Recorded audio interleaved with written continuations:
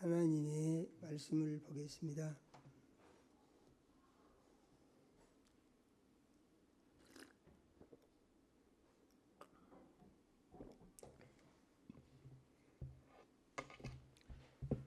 하나님의 말씀은 요한복음 3장 36절 한 절 말씀을 같이 읽겠습니다. 요한복음 3장 36절 말씀을 같이 읽습니다. 아들을 믿는 자에게는 영생이 있고 아들에게 순종하지 아니하는 자는 영생을 보지 못하고 도리어 하나님의 진노가 그 위에 머물러 있느니라. 아멘.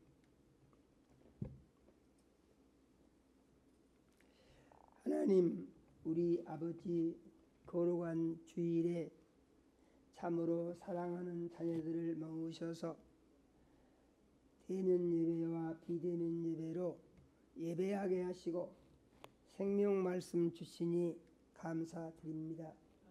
우리 주의 보혜사 성령님, 이 시간 역사하셔서 종의 마음과 생각을 주장하여 주시며 입술을 사용하여 주시어서 말씀을 선포할 때에 성령님의 말씀이 되게 하여 주시고 하나님 우리 아버지 은혜가 되고 복이 되는 시간이 되게 해 주시옵소서.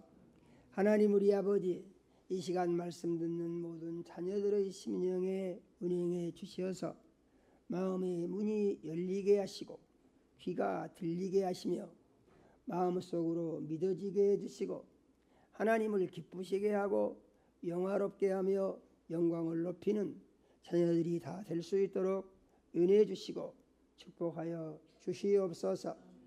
예수님 이름으로 기도드립니다. 아멘.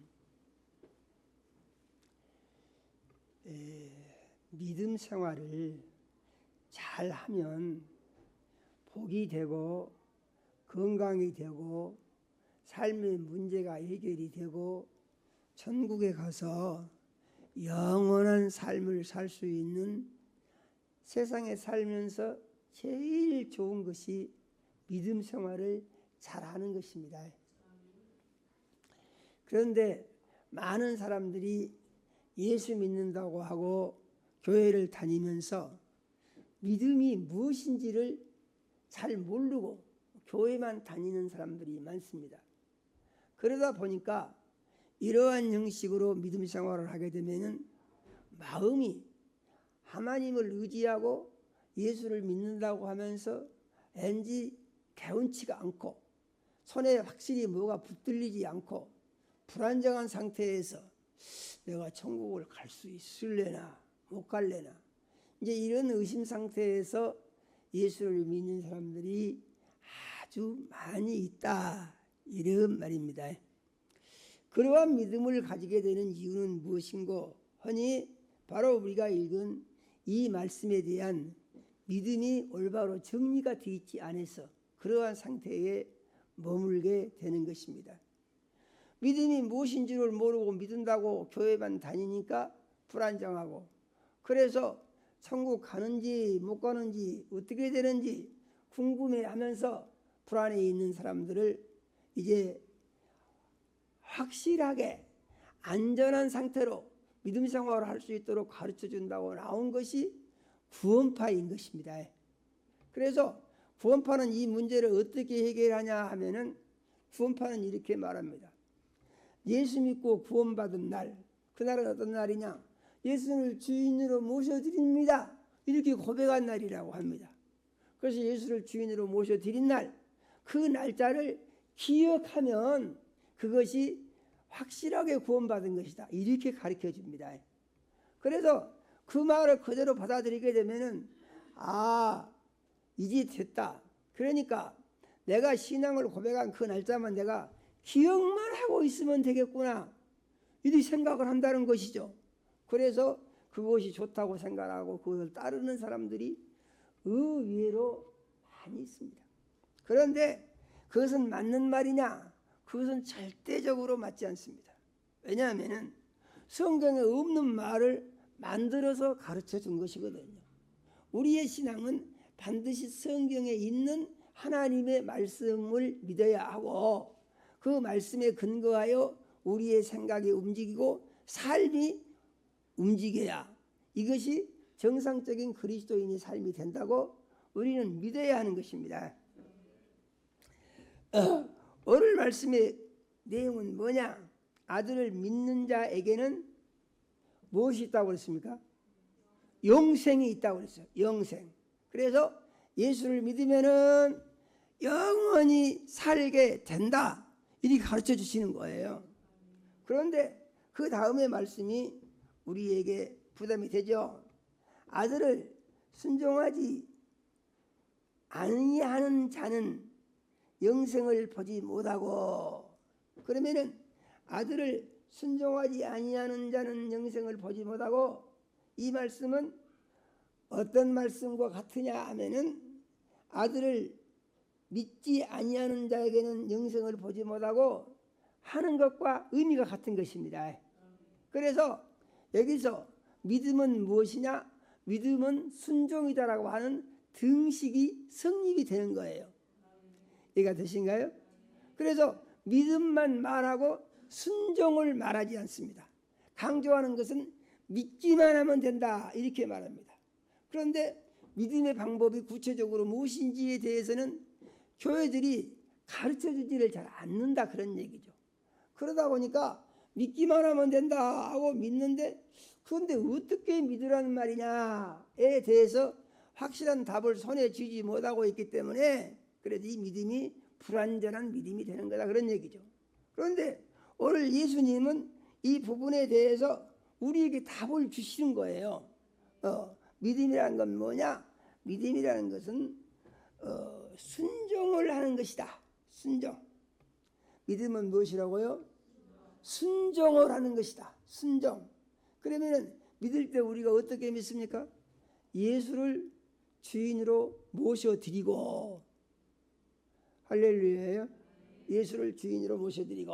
그래서 믿는 사람들은 늘 자기 진단을 해야 됩니다. 무엇이냐 하면은 살면서 늘 생각해야 돼요. 예수님이 지금 나에게 주인으로 들어와 계신가? 이걸 늘 확인해야 됩니다. 할렐루야예요. 그런데 예수님이 들어와 계시면은 그 예수님이 어떤 예수님인가? 이것도 알아야 돼요. 할렐루야예요. 그래서 그 예수님을 알아보니까 예수님은 사람인데 사람 중에서 유일하게 죄가 없는 사람이다 그런 말입니다. 할렐루야예요. 예수님이 죄가 없는 사람인 것은 예수님은 이 세상에 나실 때 모든 사람은 세상에 아버지가 있고 어머니가 있어서 사람으로 낳았는데 예수님은 세상에 아버지가 없고 어머니만 있는 사람으로 나셨다 그런 말입니다. 그래서 예수님의 아버지는 누구시냐? 하나님이시다 그러시는 거예요. 할렐루야예요. 그래서 예수님은 태초부터 하늘에 계시던 하나님의 아들로 이제 우주와 만물을 창조하신 창조의 주인으로 아버지와 함께 계시던 아들 예수님이 동정녀 마리아의 태를 빌려서 사람의 몸을 입고 이 세상에 오셨기 때문에 죄가 없으시다 그런 말입니다. 그래서 우리가 예수를 믿을 때 예수님은 죄가 없는 사람이고, 예수님은 사람이면서 또 뭐라고 그랬습니까? 예수님은 하나님이시다 그랬습니다. 그래서 요한복음 1장 18절의 말씀을 보니까 본래 하나님을 본 사람이 없을 때 아버지의 품속에 있는 독생하신 하나님이 나타내셨느니라 이렇게 말씀하신 것을 볼 수가 있습니다. 그래서 예수님은 죄 없는 사람이시요, 예수님은 하나님의 아들이시요, 그 다음에 예수님은 어떤 분이시냐? 하나님이시다 그런 말이에요. 할렐루야. 예수님은 하나님이시다. 그런데 하나님이신 예수님이 사람의 모습으로 이 세상에 오셨다 그런 말씀입니다. 그래서 예수님은 사람의 모습으로 이 세상에 오셔서 무슨 일을 하셨느냐? 하나님의 복음을 전해주시고 하나님의 능력을 보여주셨다는 얘기예요. 할렐루야. 그래서 예수님은 사람이 하나님처럼 할 수 있다고 하는 사실을 사람들에게 증명해 주신 공생애를 3년 동안 사셨다, 그런 말입니다. 그리고 이 예수님은 예수를 믿는 사람들이 예수님처럼 살 수 있는 길을 열어주시기 위해서 온 세상의 죄를 다 대신 짊어지고 십자가에 못이 박혀서 제물이 돼서 죽으셨다, 그런 말이에요. 그래서 우리가 예수를 믿는 것은 예수님이 내 죄를 죽으셨다, 내 죄를 대신 지고 죽으셨다, 이것을 믿는 것입니다. 그래서 예수를 믿는 사람은 어떻게 돼야 되느냐? 예수를 믿는 사람들은 예수와 함께 같이 죽어야 된다고 그랬습니다. 중요한 거 그거예요. 예수를 주인 삼은 사람은 예수와 함께 십자가에 못이 박혀서 죽어야 한다, 이렇게 일상생활 중에 계속 정신 차리고 고백을 해야 된다, 그런 말이죠. 그래서 우리가 예수를 잘 믿는 것은 항상 정신을 바짝 차려야지, 자칫하면은 우리 정신은 눈에 보이는 것에 팔려버립니다. 그래갖고 눈에 보이는 것 중심으로 자기도 모르는 사이에 몇 생각이 돌아가는 거예요. 그래서 눈에 보이는 것 중심으로 자기도 모르게 생각이 들어가다 보게 되면은 자기는 죄를 안 지으려고 했는데 자기도 모르게 죄 지을 수 있는 가능성이 세상으로부터 사람에게 들어오는 것이 우리가 사는 세상인 것을 우리는 시인을 해야 합니다. 그래서 이 예수님이 십자가에 못 박혀 죽었으니, 그리고 내가 그 예수를 주인으로 내게 모셔드렸으니 어찌한다고요? 나도 예수님이랑 같이 십자가에 못 박혀 죽었다, 이렇게 믿어야 한다는 것이죠. 이 부분이 어려운 부분입니다. 그래서 갈라디아서 2장 20절은 우리는 이 부분을 늘 생각을 해야 됩니다. 내가 예수와 함께 십자가에 못 박혔나니, 그러니까 예수 믿고 구원받은 사람의 고백입니다. 그런즉 이제는 내가 산 것이 아니요 내 안에 그리스도께서 사시는 것이라. 할렐루야요. 내가 육체 가운데 사는 것은 나를 사랑하사 나를 위하여 자기 자신을 버리신 하나님의 아들을 믿는 믿음 안에서 사는 것이다. 할렐루야요. 그게 우리 그리스도인의 삶 어떤 사람이라고요? 믿음 안에서 산다. 그게 믿음 안에서 산다고 했는데, 믿음 안에서 산다고 하는 말은 우리가 오늘 읽을 말씀을 보니까 믿음 안에서 산다고 하는 말은 순종하면서 산다고 하는 것과 의미가 같습니까? 같지 않습니까? 의미가 같죠. 그래서 순종하면서 산다, 이것이 뭐라고요? 구원받은 그리스도인의 삶이라고요. 할렐루야요. 그러면은 순종을 하면서 살아야 영생이 있까 천국을 간다, 이런 말이에요. 그래서 순종을 하지 않고 살면은 어쩐다고요? 영생을 얻지 못하고 천국을 못 간다, 이런 말이에요. 이 말씀을 들으면 좀 답답한 생각이 들 수가 있죠. 아니 그러면 난 순종하지 못할 때가 너무 많은 것 같은데 그거 어떻게 되는 거냐? 그래서 하나님이 주신 놀라운 은혜와 축복이 무엇인 거니? 회개의 기회를 주셨다, 그런 말입니다. 그래, 뭐 잘못한 거 알았냐? 그럼 회개해라. 너희 죄가 먹장 같을지라도 눈같이 희게 하리라. 할렐루야요. 이 약속의 말씀이 예수님이 내 죄를 대신 지고 십자가에서 보배로운 피를 흘려 몸짓고 피 흘려 죽으신 것을 믿고 예수 그리스도가 나의 제물이 되셨다고 믿으면, 그리고 그 믿음을 가지고 자기가 지은 죄를 용서를 구하는 회개 기도를 하면 죄가 없어진다는 것입니다. 그래서 우리의 믿음은 회개하면 죄가 없어진다는 사실을 확실히 믿어야 돼요. 그런데 이 믿음을 가지고 사는 그리스도인들이 잘못 오해할 수가 있습니다. 예수 믿는 사람들은 죄 지어도 괜찮아, 이게 구원파입니다. 왜냐하면 앞으로 지을 죄까지 다 용서해 주셨기 때문에 죄 지어도 괜찮고 회개 안 해도 상관없어, 이게 구원파입니다. 사람들이 좋다고 그러죠. 그런데 그것은 거짓말에 속는 것입니다. 회개는 반드시 해야 하고 회개할 때에 죄가 없어지는 것입니다. 왜냐하면 하나님이 그렇게 약속을 하셨기 때문에 그 회개의 기도와 함께 하나님의 약속을 이루사 우리의 모든 죄를 우리의 심령 속에서 깨끗이 지워 거룩한 하나님의 자녀로 변화가 일어나게 하신다고 우리는 믿어야 됩니다. 성경에 보면은 예수님이 회개하셨다는 말을 찾아볼 수가 없어요. 예수님은 한 번도 회개 기도를 하신 적이 없습니다. 그 예수님은 왜 회개 안 합니까? 사람들은 그런 생각을 할 수가 있는데 예수님은 죄를 지은 적이 없으시기 때문에 회개할 이유도 없는 것이에요. 할렐루야예요. 예수님은. 그래서 우리가 예수를 주인 삼으면은 우리가 예수님처럼 살아야 되는데 깜빡 나도 모르게 그 예수를 주인 삼지 않고 살 때가 있을 수가 있다, 이런 얘기입니다. 자기도 모르는 사이에. 왜? 육체 가운데 살고 있기 때문에. 그래서 그럴 때는 즉시 깨달아서 알고 회개하면 그 죄가 없어진다는 얘기죠.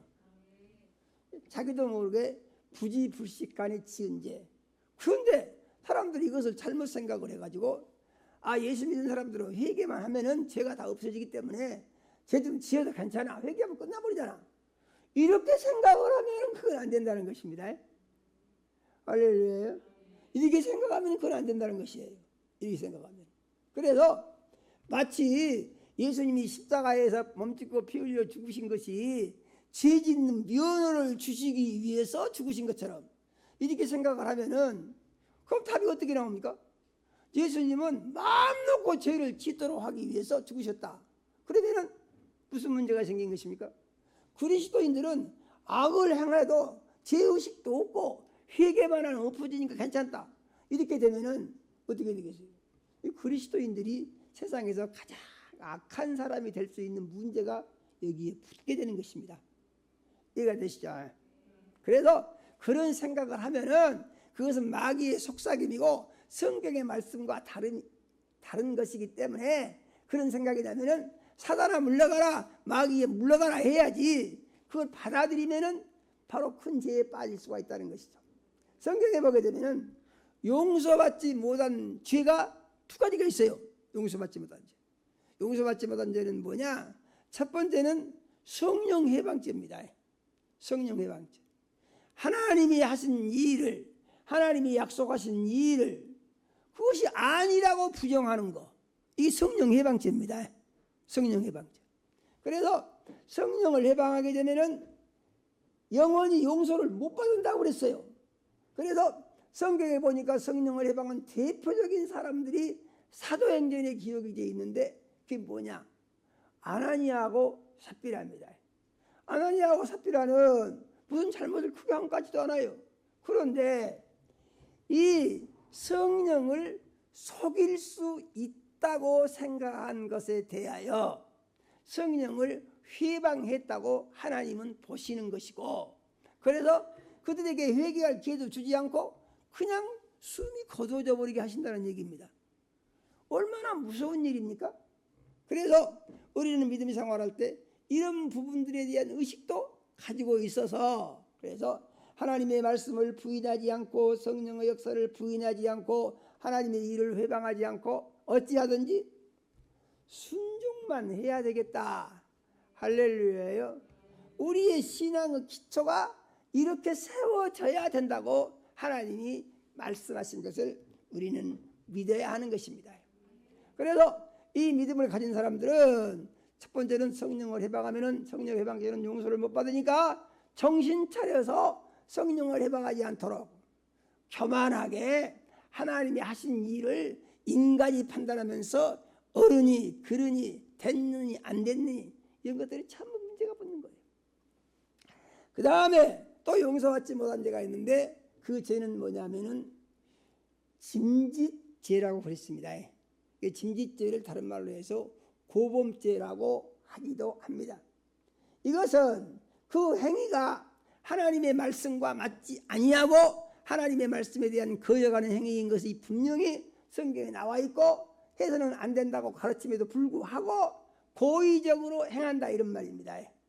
그래서 이러한 것에 대한 대표적인 예가 구약 성경에 나와 있는데 모세를 거역한 고라 자손들의 이야기가 나옵니다. 하나님이 종 모세를 세우셨는데 고라와 그 자손들이 당을 지어가지고 모세에게 대역을 하는 것이죠. 아니 하나님이 너만 세우고 너만 하라고 했냐? 왜 우리에게는 기회를 안 주냐? 이렇게 하면서 반란을 일으킨다 그런 말입니다. 그러니까 모세가 하나님께 기도했더니 그 고라와 그에 속한 자들을 다 한 곳에 모이라고 해라. 그래서 그들이 모이니까 이제 하나님께서 그들이 모인 그곳에 땅 밑이 갈라지게 해서 순간 땅속으로 그들이 다 들어가 버리고 없어져 버리게 한다는 얘기죠. 이것은 뭐냐? 하나님의 법을 해방하고 인간의 생각을 앞세워서 질서를 무너뜨린 것에 대하여 하나님이 본을 그렇게 보여주신 것을 우리는 믿어야 합니다. 그런데 현대 교회는 이런 것에 대한 두려움이 없습니다. 인간 중심의 교회로 전락한 지가 오래됐고, 또 문제는 무엇이냐? 많은 사람들이 예수를 유일한 하나님이라고 믿지 않습니다. 유일한 신이라고 믿지 않아요. 많은 사람들이. 그래서 예수를 어떻게 생각하느냐? 예수 많은 신들 중에 하나야. 이렇게 유일하신 하나님을 일반적인 신하고 똑같이 취급을 한다는 것입니다. 이런 것을 뭐라고 합니까? 이런 것을 범신론이라고 합니다. 범신론. 신은 다 똑같은 거야. 무당하게 든 귀신이나 용이나 하나님이나 다 똑같은 신이요. 그렇게 자기만 옳다고 하는 것은 그건 이기주의라니까 이렇게 주장을 해요. 왜 자기만 옳다고 하느냐? 그러면은 이러한 주장들에 대해서 그리스도인들은 어떤 입장에 서야 되느냐? 그것을 절대로 받아들이면 안 됩니다. 그걸 받아들이게 되면은 자기도 모르는 사이에 그들에게 동조자가 되고 죄를 짓게 된다는 것이죠. 그래서 이러한 죄를 짓게 되면은 어떻게 됩니까? 하나님을 무시하고 하나님의 권위에 도전하고 하나님과 사람의 생각이 별로 틀리지 않다. 이런 식으로 가면은 이것이 바로 용서받지 못한 죄가 된다는 것을 우리는 알아야 하는 것입니다. 그런데 그런 것을 알고도 고의적으로 죄를 짓는다. 그러니까 죄가 두 가지 종류가 있죠. 내가 하나님 말씀대로 꼭 살아야지. 하나님 말씀대로 꼭 살아야 되는 것을 믿으면 아멘 합시다. 우리는 그렇게 살려고 마음을 먹어야 됩니다. 그리고 결심을 해야 돼요. 그리고 기도를 하고 노력을 해야 됩니다. 그런데 하나님 말씀대로 살려고 마음을 먹었는데 하나님 말씀대로 못 살았다. 내가 일부러 하나님의 말씀을 거역한 것이 아니라 나도 모르게 그렇게 됐어. 정말로 잘못됐다. 이런 생각이 들면은 그러면은 그것은 회개하면은 용서를 받는다 그런 말입니다. 할렐루야. 그런 죄는 회개하면 용서를 받아. 그런데 이것은 하나님의 말씀과 다른 것이고 하나님께서 금하신 것이고 하나님이 하지 말라고 하셨음에도 불구하고, 그러니까 그걸 내가 모르는 게 아니에요. 다 알고 있어요. 알고 있음에도 불구하고 고의적으로 하나님의 말씀을 대적하는 목적을 가지고 한다 그런 말이죠. 그러면 이런 것을 고범죄다 그러는 것입니다. 고범죄, 짐짓죄. 알고도 죄를 지어요. 그러면은 그런 죄는 용서를 못 받는다 그랬습니다. 정리하면 이런 것입니다. 자기가 부족해서 나약해서 하려고 마음을 먹었지만은 어떻게 하다 보니까 나도 모르게도 잘못을 했네. 그것은 회개하면은 용서받을 수 있는 죄다 그런 얘기죠. 그런데 자기가 알고 생각을 하고 또 생각을 해서 그래서 그것이 하나님의 말씀에 맞지 않고 고역하는 일인 줄을 알면서도 의도적으로 하나님을 대적하는 목적을 가지고 자기들의 주장을 관철하기 위해서 죄를 지은다. 그러면 그 죄는 용서를 못 받는 죄에 해당이 되는 것이다. 그런 말입니다. 할렐루야요. 그래서 우리는 믿음 생활할 때에 믿음에 대한 순종이 무엇을 의미하는가 하는 것을 잘 알고 믿음 생활을 해야 되는 것입니다.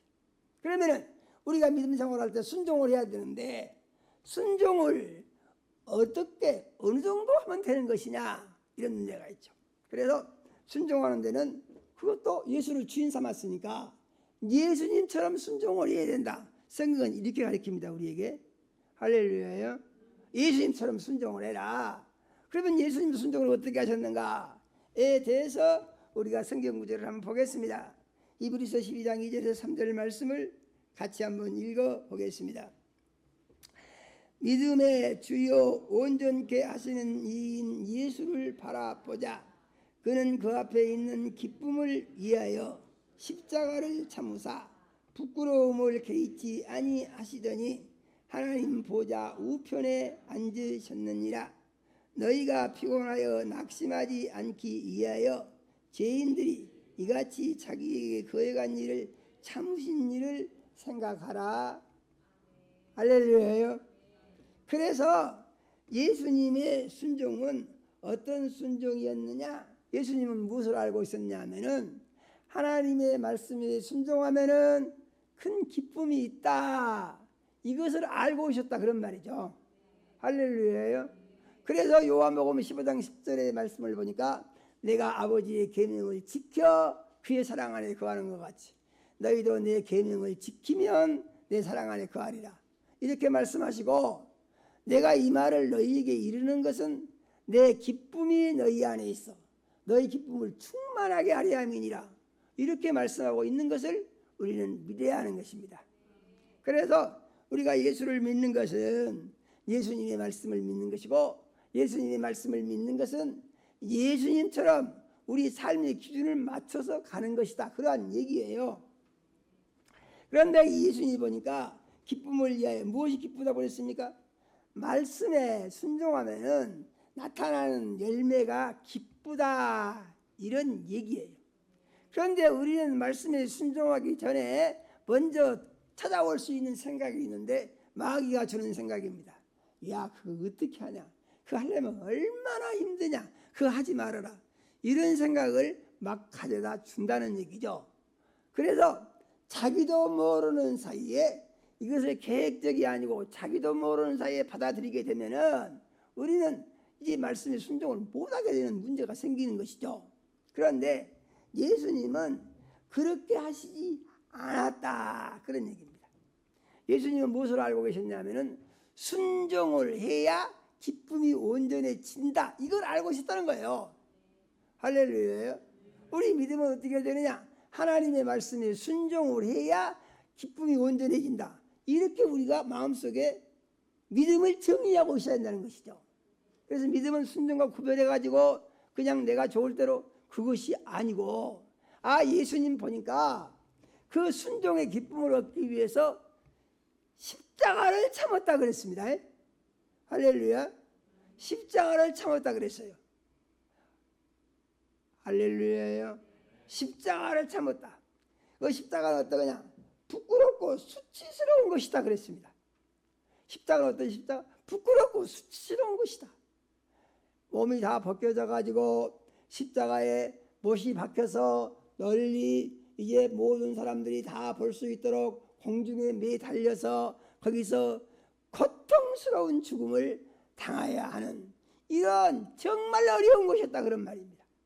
그럼에도 불구하고 예수님은 그것을 피하려고 하지 아니하고 하나님의 뜻이라고 하니까 순종을 하고 복종을 했다 이런 얘기죠. 우리가 예수 믿고 구원받은 그리스도인으로서 주님의 일을 하고 믿음 생활하는 가운데 우리는 생각을 해봐야 됩니다. 때로는 믿음으로 사는 것이 때로는 힘들고 때로는 어렵다는 느낌을 받을 수가 있고 그래서 때로는 피하고 싶은 생각이 들 수도 있는 가능성이 있다는 얘기죠. 그런데 그때 우리가 생각해 볼 것은 무엇입니까? 이 말씀 생각해야 되는 것이죠. 예수님은 기쁨을 얻기 위해서 십자가를 참으사 부끄러움을 개의치 아니하셨다 그랬습니다. 엄청난 고통을 다 받아들이고 그것을 참고 견디며 그것을 못하겠다 하지 아니하고 그것을 마침내 하나님의 뜻에 따라서 십자가에서 죽으셨다 그런 얘기입니다. 그래서 우리 믿음은 무엇입니까? 나도 예수와 함께 십자가에서 죽었다. 할렐루야요. 예수님이 내 죄를 대신 지고 죽으신 것을 믿고 내가 그 예수와 함께 십자가에 못 박혀 죽었다. 그래서 내 옛사람은 없어졌다. 이렇게 시인을 하는 거예요. 옛사람은 없어졌다. 할렐루야요. 옛사람이 없어진 것을 우리는 믿어야 됩니다. 옛사람은 없어졌어요. 그래서 옛사람은 더 이상 나하고 상관이 없는 사람이 됐다고 우리가 시인을 해야 됩니다.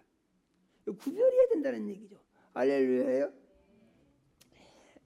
이렇게 구별을 하고 믿으면 우리는 우리의 믿음을 더욱더 견고하게 할 수가 있다는 사실을 또한 우리는 믿어야 되는 것입니다.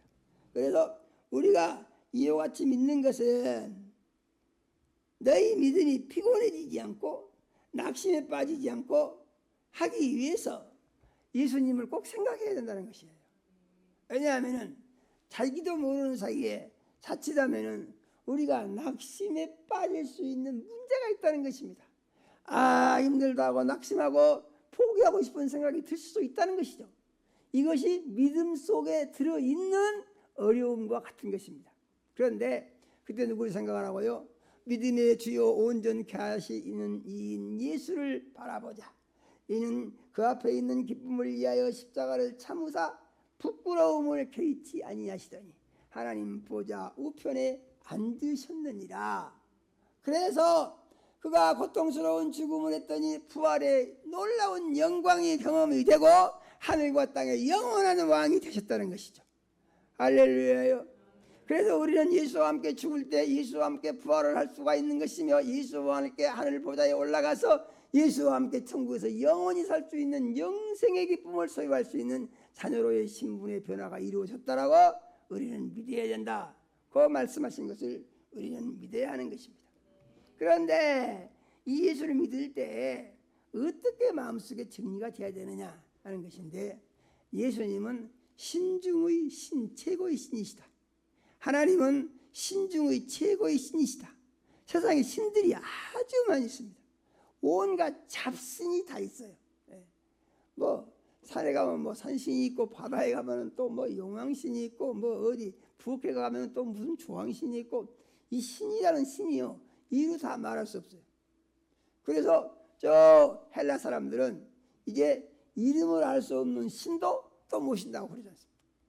그런데 우리는 모든 온갖 잡신이 다 있을지라도 그런 것들은 다 허접쓰레기 같은 아무 쓸모가 없는 것이라고 정리해야 된다는 것입니다. 이상한 말하는 사람들이 있습니다. 뭐라고 말합니까? 이상한 말하는 사람들. 아니, 여러 신들을 섬겨가지고 여러 신들에게 도움을 받으면 그것이 한 신한테만 도움을 받는 것보다 그것이 더 좋은 거 아니냐고 여러 신들이 시켜주면, 그런 생각을 가지고 있고 말하는 사람들이 더러 있어요. 그런데 그건 아주 잘 못 알고 있는 것이에요. 세상의 모든 신의 힘을 다 합한다고 하더라도 하나님 앞에서는 대적자가 될 수가 없는 것입니다. 왜냐하면 하나님은 모든 신들의 창조주이시고 모든 신들의 통치자이시기 때문에 세상에 제 아무리 많은 신들이 있다고 하더라도 하나님의 신 앞에서는 대적할 수가 없는 거예요. 그래서 하나님이 최고다 그런 말입니다. 그러면 하나님이 최고라고 하는 사실이 성경에 그런 말씀이 나와 있냐? 성경에 그런 말씀이 있어요. 그래서 성경에 나와 있는 말씀을 통해서 우리는 어떻게 하냐? 하나님이 신 중에 최고의 신이다. 범신론 다 거짓말이다. 종교다원주의 그것도 다 거짓말이다. 모든 신들은 평등하다. 그것도 거짓말이다. 인간의 생각에서 나온 것이죠. 그래서 하나님은 유일한 신 중에 최고의 신이시다. 할렐루야예요. 우리 이렇게 믿으라는 것입니다. 하나님의 말씀을 보겠습니다. 마태복음 10장 28절에서 31절의 말씀을 같이 한번 읽어보겠습니다. 몸은 죽여도 영혼은 능히 죽이지 못하는 자들을 두려워하지 말고 오직 몸과 영혼을 능히 지옥에 멸하실 수 있는 이를 두려워하라. 참새 2마리가 한 아사리온에 팔리는 것이 아니냐? 그러나 너희 아버지께서 허락하지 아니하시면 그 하나도 땅에 떨어지지 아니하리라. 너희는 머리털까지 다 세신 바 되었나니 두려워하지 마라. 너희는 많은 참새보다 귀하니라. 할렐루야요. 하나님의 능력이 얼마나 막강하고 세밀하시냐 하는 것인데, 공중의 참새들, 참새 2마리 하나짜리론에 팔린다. 요즘 참새 누가 잡아가지고 파는 사람이 있는지 모르겠어요. 그런데 이 참새라는 것은 참 값이 없는 것입니다. 조금 해가지고 입에 한 입에도 안 들어가요. 먹을 것도 없어요. 그런데 이 두 마리가 하나짜리에 팔리는데 이 참새가 땅에 떨어져 죽었다. 그러면은 그것도 하나님이 통제하신다 그랬습니다. 할렐루야. 참새가 무슨 가치가 있습니까? 그런데 이 참새까지도 하나님이 통치하고 계신다는 거예요. 할렐루야. 그런데 너희를 하나님이 내버려 두시겠느냐? 너희는 다 하나님이 통제하에 있다. 그런 얘기죠. 그러면 우리는 어떻게 되느냐? 우리는 하나님의 관심이 어느 정도냐? 놀라운 말씀이죠. 놀라운 말씀. 무엇입니까? 머리털까지 세신바 되었나니. 할렐루야요. 세상에 아무리 머리가 조금 박사라고 하더라도 자기 머리털이 몇 개인지 안다고 하는 사람 내가 한 번도 들어본 적이 없어요. 우리도 똑같습니다. 머리가 몇 개인지 머리털이 몇 개인지 그거 어떻게 합니까? 그런데 하나님은 그것까지 알고 계신다 그 말이에요. 할렐루야요. 이 우리 머리털까지 다 세서 알고 계신 하나님이 너희 모든 것을 다 아시지 않겠느냐? 다 알고 계신다 그런 말이에요. 이런 우리의 신앙을 하나님께서 다 들여다보고 계신다고 이렇게 강조적으로 말씀하신 것을 우리는 믿어야 합니다. 그래서 우리가 이 믿음을 가지고 하나님을 믿으면은 하나님 뭐라고 하십니까? 수고하고 무거운 짐진 자들아 다 내게로 오라. 내가 너희를 쉬게 하리라. 할렐루야요. 나는 마음이 온유하고 겸손하니 내게 와서 나의 멍에를 내고 내게 배우라. 그리하면 너희 마음이 쉼을 얻으리. 이는 내 멍에는 쉽고 내 짐은 가벼움이니라. 할렐루야요. 무거운 것은 다 하나님께 맡기고 우리보다 편안하고 기쁨 넘치게 살아라 그런 얘기예요. 예수 중심으로 살아라 그런 얘기예요. 할렐루야요. 그래서 우리가 이 믿음을 가지고 살게 되면은 우리는 우리의 믿음 속에 무엇이 있어야 되느냐? 나는 신 중에 최고의 신 하나님을 아버지라고 모시고 살고 신 중에 최고의 신 예수님을 주인으로 모시고 사는 사람이야. 그러니까 세상 신은 어떻습니까? 세상 신은요 아무리 많이 있어가지고 떠들고 다녀도 예수 이름 앞에서 다 무너지게 돼 있는 것입니다. 할렐루야. 세상 신이 아무리 우리를 괴롭히려고 계획을 세우고 접근을 해도 우리가 믿음만 가지고 있으면 그런 것들은 우리의 믿음 앞에서 다 무너지게 돼 있다는 얘기죠. 할렐루야. 우리 그걸 믿어야 되는 것입니다. 그러므로 이 믿음을 가질 때에 우리는 어쩐다고요? 항상 천국에 가서 영생할 수 있는 최고의 믿음을 어떠한 경우에도 놓치지 않고 가지고 있을 수가 있다. 이런 말씀인 것입니다. 그런데 만일에 아들에게 순종하지 아니하면은 어떻게 되느냐? 이런 문제가 따르죠. 순종하지 않으면 어쩐다고 했습니까? 하나님의 진노가 머물러 있다고 그랬습니다. 순종하지 않으면, 순종하지 않는다는 것은 하나님의 말씀을 따르지 않는다. 예수를 주인 삼지 않고 자기가 주인 노릇을 한다. 그런 말입니다. 우리는 이치를 지을 수 있는 가능성이 문이 항상 열려 있어요. 자기도 모르는 사이에 주님 뜻대로 산다고 하고 고백을 했으면서 세상대로 살고 형편대로 살고 자기 좋을 대로 살고 사람 중심으로 살고 이럴 수 있는 가능성이 있다 그런 말이죠. 그러면 이것을 우리가 어떻게 극복해야 될 것인가 하는 것인데 하늘나라의 소망이 확실할 때 우리는 확실한 하늘의 소망이 있는 믿음을 가지고 삶의 모든 문제를 다 이길 수가 있다고 믿어야 되는 것입니다. 할렐루야. 그러면 이 아들에게 순종하지 않으면 어떻게 되느냐? 하나님의 말씀을 보니까 요한계시록에 보게 되면은 천년왕국이 있고 천년왕국이 끝나면은 마귀를 잠깐 놓여가지고 곡과 마곡을 미혹을 해서 사람들을 유혹을 하고 죄를 짓게 만들고 그리고 이 죄를 지어서 하나님을 떠난 자들을 심판을 하신다 그랬어요. 그러면은 그때 심판을 뭐라고 하냐? 백보자 심판이라고 한다 그런 말입니다. 그래서 이 세상의 모든 사람들, 그러니까 지금 사람들이 죽어가지고 음부에 떨어졌다고 그랬죠. 그래서 지옥불에 들어간다고 합니다. 그런데 마지막 영원한 심판은 이 세상이 다 끝나고 모든 사람들이 다 영원한 나라로 들어간다는 것입니다. 할렐루야예요. 육신의 삶은 끝나고 이 세상 삶도 끝나고 다 아버지의 영원한 나라로 들어가서 거기서 영원히 살 때가 반드시 있다, 그런 말입니다. 그런데 영원한 나라로 들어가기 이전에 무엇을 하느냐? 하나님이 심판을 하신다 그러는 거예요. 하나님의 아들 예수 그리스도께서 하얀 보좌에 앉아가지고 심판을 하시는데, 그 심판을 할 때 책이 있다고 그랬습니다. 책이. 그래서 책이 있는 보니까 무슨 책이 있는 거 보니까 생명책이 있고, 또 생명책가 아닌 다른 책이 있는데, 이 다른 책은 지옥에 갈 사람들을 정리해 놓은 책이다, 그런 말입니다. 지옥을 그냥 보내는 것이 아니고 이 세상에서 지은 죄를 다 적어서 거기다가 놔뒀다가 그것에 의해서 지옥을 보낸다는 것입니다. 할렐루야예요. 그래서 우리는 믿을 때에 하나님 우리 아버지께서 대강 적당히 하시는 것이 아니고 하나님의 전능하신 능력을 가지고 완전하게 하시는 분이 하나님이시다, 우리는 이렇게 믿어야 한다고 말이죠. 할렐루야예요. 그러면 그런 말씀이 어떻게 있는가? 한번 계시록 20장 11절에서 15절 말씀을 보고 생각을 보겠습니다. 또 내가 크고 흰 보좌와 그 위에 앉으신 이를 보니 땅과 하늘이 그 앞에서 피하여 간데 없더라.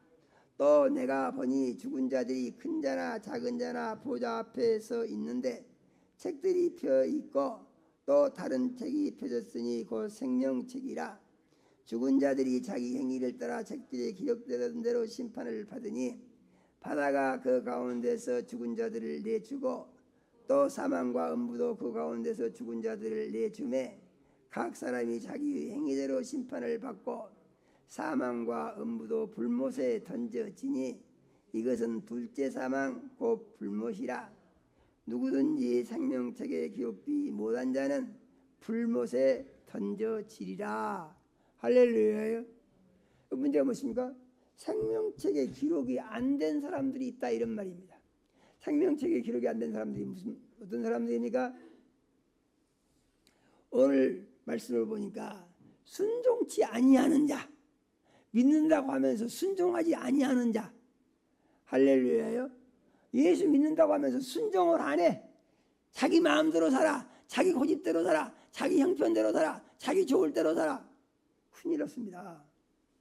이렇게 살아가게 되면은 하나님의 진노가 그 위에 머물러 있다고 그랬죠. 하나님의 진노가 그 위에 머물러 있단 말은 무슨 말이냐? 이런 사람들은 생명책에 이름이 기록이 되지 않고 다른 책에 이름이 기록이 돼서, 그래서 그 죄상, 그 잘못이 전부 그렇게 적혀져 있다는 것이죠.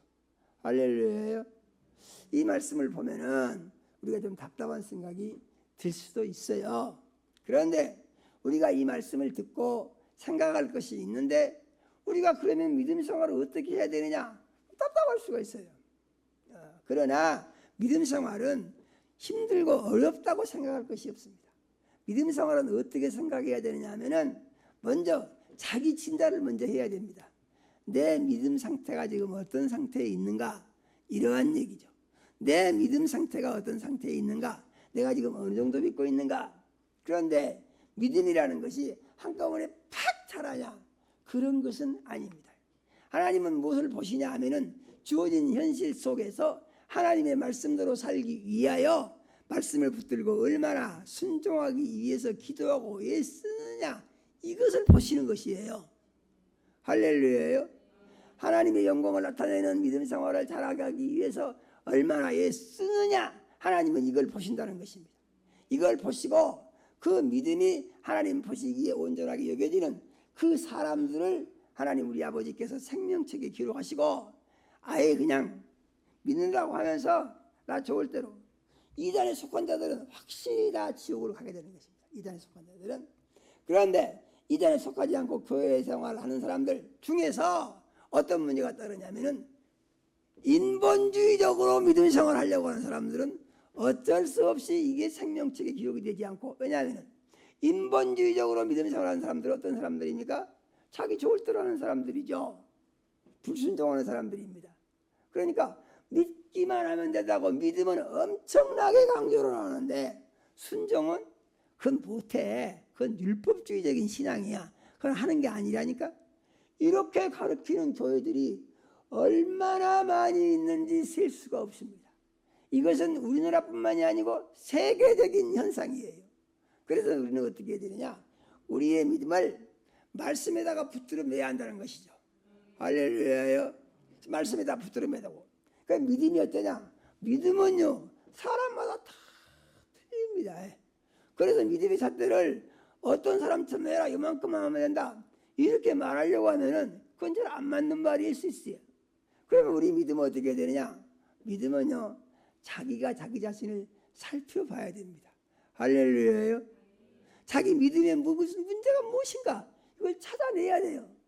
그 다음에 아주 중요한 것이 있는데, 이제 믿음 생활을 잘하기 위해서 무엇을 아주 한꺼번에 다 하려고 하면은 그거 쉽지가 않습니다. 그런 계획을 세우고 도전하는 것은 좋습니다. 그런데 한꺼번에 다 하기는 그건 쉬운 거 아니다는 얘기죠. 산으로 올라갈 때 보니까 한라산이 1950m다 그러는데, 한라산을 올라가는 사람은요, 한 발짝씩 올라갑니다. 맞습니까?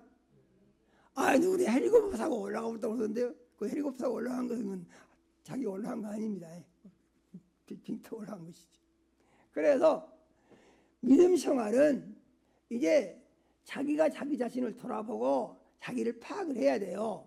그래가지고 무슨 생각을 하느냐 하면은, 내가 지금까지 믿음 생활을 이렇게 왔는데 어떻게 하면 조금 더 잘할 수 있을까? 조금 더 잘하는 계획을 세우는 거예요. 할렐루야요.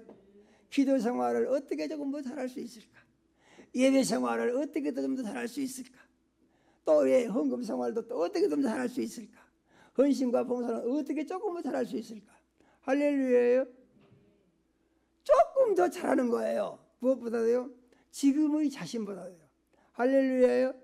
이렇게 계획을 세우고 이렇게 도전을 해가는 것입니다. 그래서 믿음은 뭐라고 같으냐? 믿음은 겨자씨 같은 것이라고 했고, 겨자씨가 가장 작은 씨로 돼 가장 작은 뿌리를 내렸으나 이것이 점점 자라가지고 큰 나무가 된다고 그랬습니다. 할렐루야. 우리의 믿음도 연약하고 부족해서 니색 곳이 없고 장어 같으지만은 우리가 자신을 돌아보고 마음속에 내가 조금 더 잘해야지. 할렐루야. 같이 한번 해봅시다. 내가 조금 더 잘해야지. 할렐루야. 그 아주 많이 잘할 계획은 세우지 마시고, 그 말은 아닙니다. 아주 많이 잘할 계획을 세워가지고 아주 많이 잘하면은 그건 더 좋은 것이죠. 그런데 그것은 쉽지가 않아서 가능성이 낮다는 것이죠. 그러나 조금 더 잘하는 것은요, 언제보다도요, 지금보다도요, 조금 더 잘하는 거예요. 할렐루야요. 같이 한번 해봅시다. 조금 더 잘하자. 그건 할 수가 있습니다. 할렐루야요. 믿음 생활을 잘하기 위해서 노력하는 것은 어떤 결과를 가져오느냐? 우리를 보다 성스러운 그리스도인이 되게 만들어주고, 하늘나라에 가서 받을 상을 받을 수 있도록 만들어주고, 세상 사는 날 동안에 하나님의 은혜 아래서 복을 받을 수 있는 문을 열어주고 그 길로 가게 하고, 조금 더 잘하는 것입니다. 할렐루야요. 꼭 믿으시기 바랍니다. 그래서 기도 생활, 예배 생활, 헌신과 봉사와 충성, 이런 모든 것들 다 있지 않습니까? 그래서 우리는 믿음 생활을 조금 더 잘하자. 어떻게 하면 조금 더 잘할 수 있을까? 이런 계획을 세우고 믿음 생활을 조금 더 잘한다는 것은 무슨 얘기입니까? 어떻게 하면 순종을 조금 더 잘할 수 있는가? 그것입니다. 순종이라고 하는 것은 하나님 말씀대로 살기 위해서 기도하고 힘쓰고 애쓰는 것입니다. 할렐루야. 우리는 아주 가벼운 것부터 해야 돼요.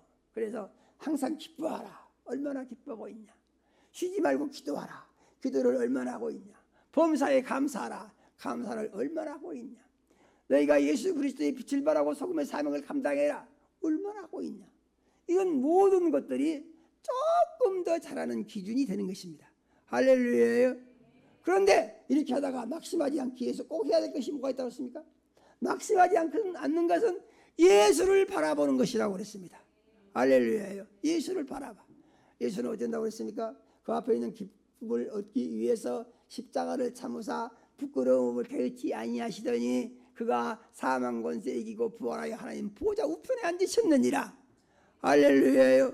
우리의 믿음의 모델은 예수님이고 우리의 믿음이 주는 예수님이시기 때문에 우리가 믿음 생활하다가 때로는 힘들고 어렵고 낙심이 들 때에 예수님을 생각하라고 조금 더 잘하기 위한 계획을 세우고 기도하고 수고하고 노력하는 가운데 믿음이 성장해서 하나님께 기쁨이 되고 영광이 되며 하나님을 영화롭게 할 수 있는 복 있는 하나님의 자녀 그리스도인으로 승리하시기를 예수 이름으로 축원합니다. 하나님 우리 아버지, 이 시간 우리 사랑하시고 생명 말씀 주시오 감사드립니다. 하나님 우리 아버지, 우리의 삶 가운데 하나님의 약속이 이루어지게 하시고 영광이 나타나게 역사하여 주시옵소서. 하나님을 기쁘시게 하고 영화롭게 하며 영광을 높일 수 있도록 붙들어 주시옵소서. 하나님 우리 아버지, 우리가 믿음 생활을 순종으로 하되 조금 더 순종을 잘할 수 있는 기도를 하게 하시고 이를 위해서 계획을 세우게 하시고 이를 위해서 하나님의 인도하심을 받고 순종함으로 말미암아 우리의 삶 가운데 하나님의 약속이 이루어지고 영광이 나타날 수 있도록 도와주시옵소서. 예수님 이름으로 기도드립니다. 아멘.